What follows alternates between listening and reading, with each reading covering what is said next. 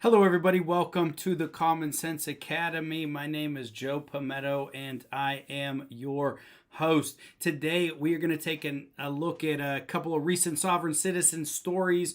One out of Macomb, Georgia, Macomb Township, Michigan.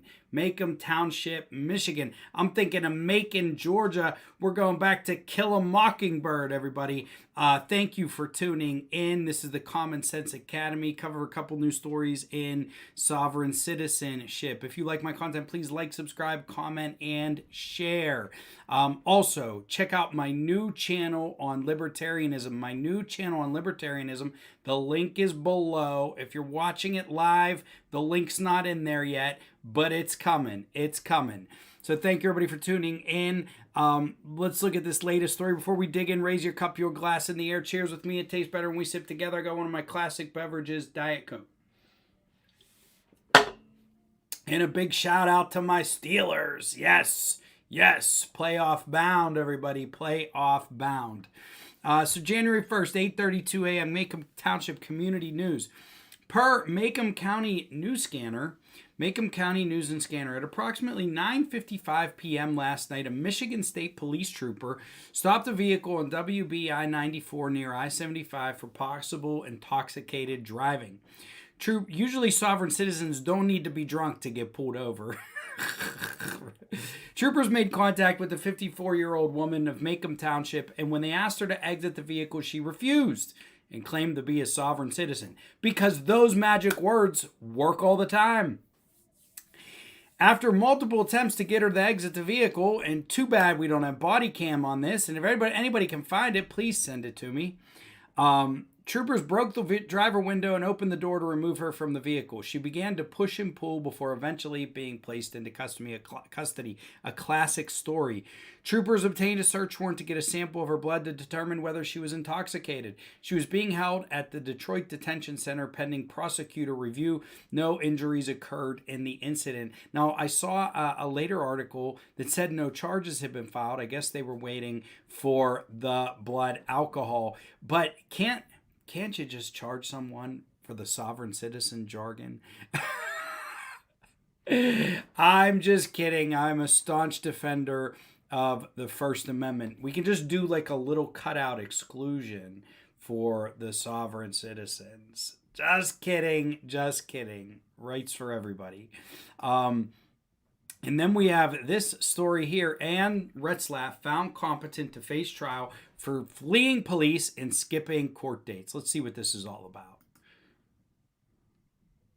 I discovered that FOXit was a better PDF solutions provider for our company. Wait, I have to watch We call the shots and a 27-second commercial. What did I do to deserve this? And now we got no sound. Hold on. For a former Shawano County campground owner, officials say led police on a chase through two counties. 54-year-old Ann Retzlaff is the former owner of Annie's Campground. Her attorney made the motion for competency last month, and a judge issued the order yesterday. Officials say in 2021, a police officer tried to pull Retzlaff over in Menominee County, but they say she drove off, leading several officers on a chase into Shawano County.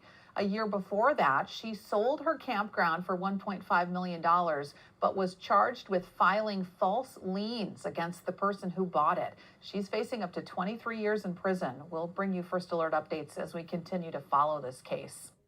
This brings to mind a couple of things that I encountered in the practice of law. You know, she took the police on a chase. I remember one time I had a client who went on a low-speed, long-distance police chase where the police chased him between two counties, and they laid down spike strips, and both times he slowly and calmly drove around the spike strips and kept on driving. And he did it twice, so finally they put the spike strips down, and he was like going the speed limit or below. He was like driving slow. They put the spike strips down, and finally they rammed into him and ran him over the spike strips. I think we have entered a new level of how the courts deal with sovereign citizens, and that is they get competency exams. All the sovereign citizens are getting competency exams. What these sovereign citizens don't know is that could lead to them being incarcerated for a significantly longer period of time. And they can also end up in a mental hospital. Whereas if they dealt with their cases like normal human beings, they probably would end up with better results. So thank you everybody for tuning into the Common Sense Academy. I know it's been a while. I want to drop a video. I also want to make everybody aware that I have a new channel. It's called Liberty Front. It's going to be about libertarianism. I do believe in small government, minimal government interference in people's lives, and very strong and inviolable constitutional rights. Those ideas, I believe, help form the basis of libertarianism. I know I knock sovereign citizens, but they take it the wrong way. So my channel is about real libertarianism that has a respect for the law, which frankly all the parties and all political philosophies should have, unless under the most extreme and duress circumstances. So please check out my channel, learn about libertarianism. We're going to look at modern politics. We're going to put a libertarian lens on and look at some of the candidates. That link is in the description below. Thank you everyone for tuning into Common Sense Academy. I love you all. Have a great day.